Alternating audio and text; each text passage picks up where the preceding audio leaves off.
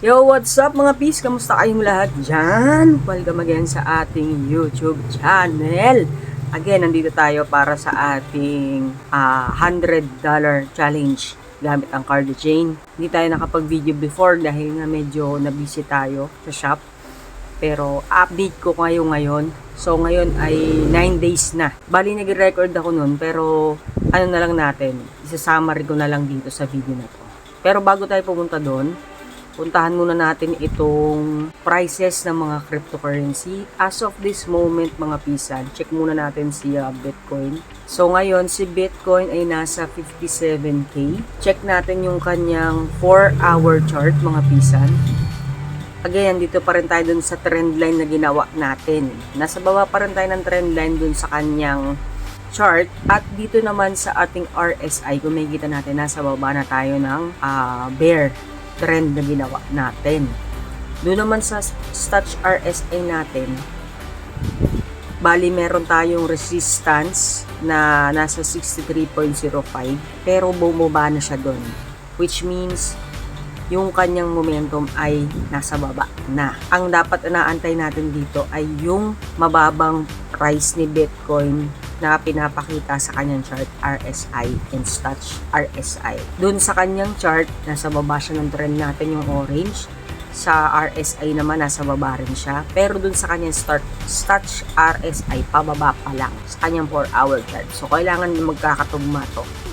Kailangan sa Stutch RSI nasa 0 tayo. So, kung bibili ka, medyo malaking risk nito as of this moment dahil nga hindi pa tumutugma yung Stutch RSI natin dun sa ginawa nating trend line from chart and RSI sa kanyang 4-hour chart. Titignan din natin kung tumutugma na sa kanyang 1-week chart. Ito, yung sinasabi natin. May kita natin sa trend line natin, nasa baba siya. Check, nasa baba ng trend line natin na orange. Pero sa RSI natin, pababa pa lang dun sa kanyang bear trend na ginawa natin sa kanyang RSI. Sa Stutch naman, pababa pa rin yung kanyang momentum. Kaya kailangan tugma to. Kailangan na yung RSI natin nasa baba nung bear at yung Stutch RSI natin nasa baba ng 0. Perfect time yon to buy Bitcoin kung ganun ang mangyayari. Pero as of this moment, again, malaki yung risk kung bibili ka na ng Bitcoin ngayong mga panahon na to. So, kailangan natin mag-antay kung bibili ka mga pisan. Again, this is not a financial advice. I'm not your financial advisor. Nagbibigay lang ako ng tips to sell and to buy cryptocurrency. So, pumunta na tayo ngayon sa ating Cardia. Ngayon, nandito tayo sa chart ng 4-hour chart natin. Ang presyo niya ay nasa 0.00650 pa rin as of this moment. Puntahan lang natin yung mga ginawa ko itong mga nakaraang araw.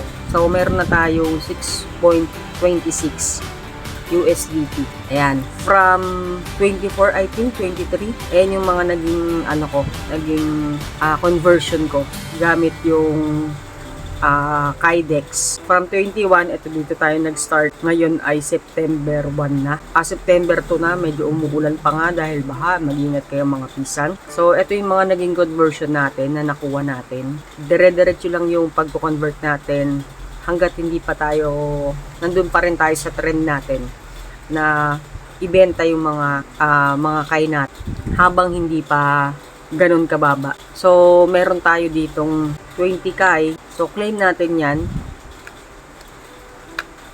at ibibenta ulit natin dahil nasa 65 pa eh. Nasa 65 pa yung natin. Puro tayo sa Kydex na tayo mag-convert. So, meron tayong 20 USDT. So, meron tayong makukuha na 0.130.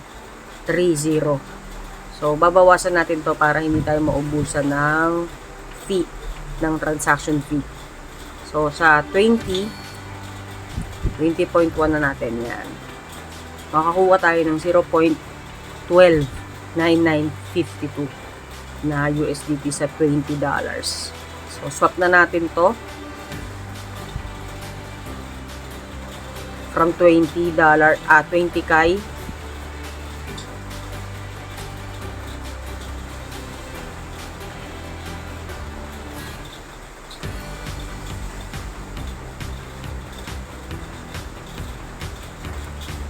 Okay, transaction submitted na tayo mga pisan. Close na natin to at pumunta tayo ulit sa wallet. Yun, nabawasan na. So, nagbenta tayo ngayon ng September 2. 29 tayo huling nagbenta. Pero kung makikita nyo dyan, nagbibenta tayo from 27, 25, 24, August 23. At ngayon nga ay naka-receive tayo ng 0.13 gamit itong ating staking Kai. Again, ang purpose natin dito mga pisan, once na bumaba yung price ni Kai dito sa ating Kaidex, bibili tayo worth kung magkano yung maipon natin na USDT. At kapag sumakto tayo dun sa 1,000 Kai for staking, i-stake din natin yun. Yung staking natin, meron tayong naka-stake na naka-delegate na 19,000 na Kai. So, ayun mga pisan, maraming salamat sa inyong panonood. At update ko kayo lagi dito sa ating $100 Kai, yung conversion niya. So, maraming salamat sa inyong panonood at sa inyong mga pisan, mga susunod natin dito. Bye-bye! Peace!